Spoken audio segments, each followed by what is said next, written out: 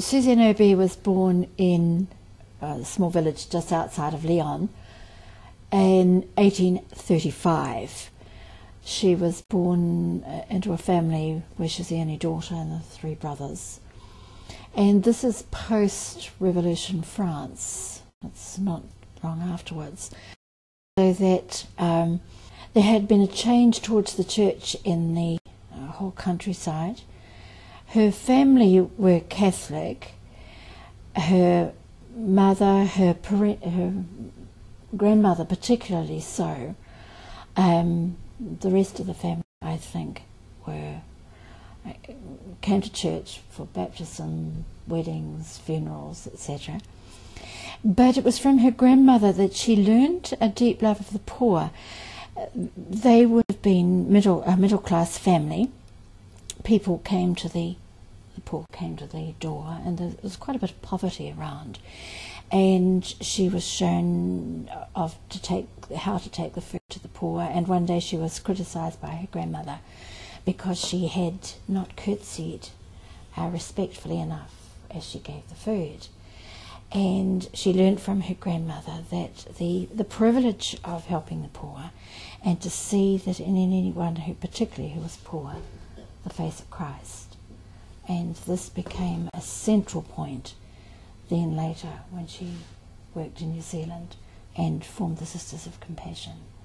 So that upbringing, that middle-class upbringing with the huge, with the dignity, Christ's dignity of the poor, obviously was a big influence in her life.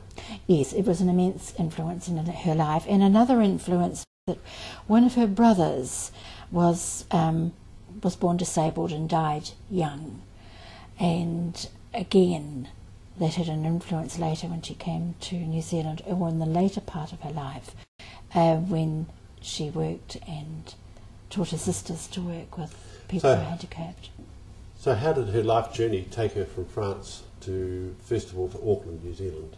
And she heard Bishop Pompallier speak in Lyon. Lyon at that time, well, actually many founders of religious orders came from Lyon.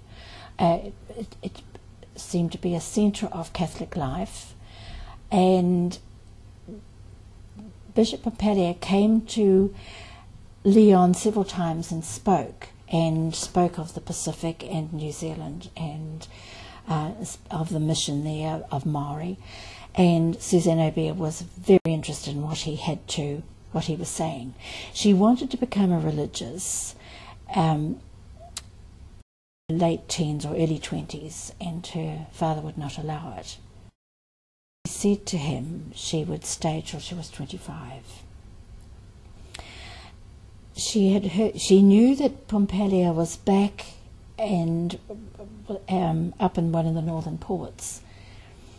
And round this time, the Curé of Ars, who was actually a family friend, that had died, and the family thought that she had gone to his funeral, but she had actually gone north to catch the boat, a whaling ship coming out to New Zealand.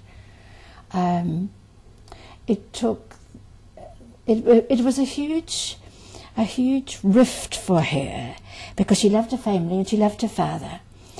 But in time, by the time he died, he said, "You had done the right thing." But it was not easy for her. But she had this strong call to come to the Pacific and to New Zealand.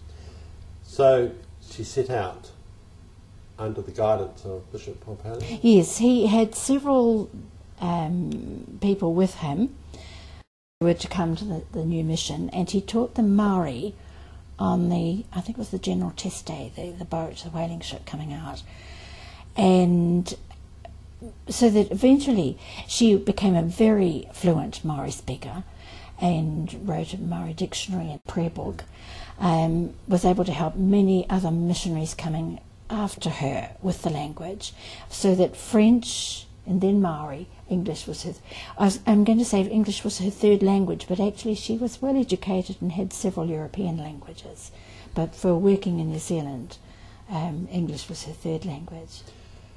Okay, she arrived in Auckland, and then I think the journey took her to Hawke's Bay and Wanganui. So could you outline that series of events? Yes, she was she came specifically to work amongst the Maori. Yes, the Sisters of the Holy Family. And she and the French-speaking sisters, or French-speaking women who became sisters under the guidance of the Sisters of Mercy, started a school for Maori girls. And they worked there for several years alongside the school and college at the Mercy Sisters, where it had been since the 1850s.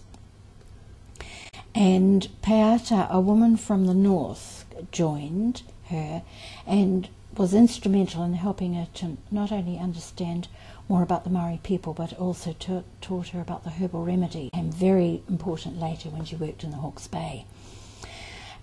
When Bishop Pompalio went back to France and a new bishop came, Bishop Croke, I think it is now, yes, they had differences. For one thing, Bishop Pompalio had left a lot of financial difficulties in the diocese, and so he was closing the French school, the school for Maori run by the French women, and she had no intention of working in the English school. She had come to work with Maori, and so when he closed the order, she said, well, she had no special allegiance in terms of the diocese. She could move. She moved down to the Hawke's Bay as a lay person, particularly working as a district nurse and as a catechist.